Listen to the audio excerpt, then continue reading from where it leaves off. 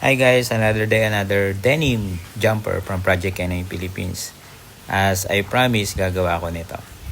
Hi guys, from Project K9 again. So ito na yung promise ko na gagawa tayo ng denim jumper. So this is for large breed, nakagawa na tayo ng pang medium breed. Ito naman ngayon ay pang large breed. This is for golden retriever and pwede rin to sa Siberian husky.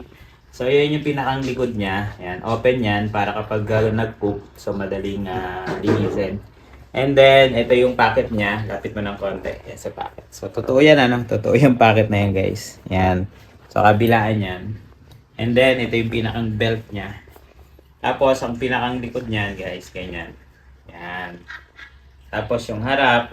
Yan. Tapos, lapit. Yan. So, ito yung pinakang, dito yung pinakang, ano niya, yung pinakang legs niya dito. So, pansin nyo, bukas yan. And then, pag sinuot, baliktad natin. Nilagyan ko dito ng yan, quick release para kapag sinod dito yung ulo, tapos yan, dito yung pinakang ano niya, front feet niya. Ayan, and then kapag ikakabit, ganun lang, mabilis. Ayan. Tapos adjuster din yan, no? Adjust din siya. Ayan, so ayan, kapag kinabit yan, ang ganda guys. Oh. Tapos meron pa tayo dito isa. Ito yung bulsa niya naman, pag ganyan yung bulsa niya.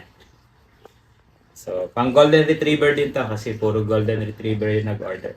And then, yung ibang nag-order, follow na lang. Thank you. So guys, ito na yung sample jumper natin para sa medium breed. This is our model McCoy. So, ayan makikita nyo. No?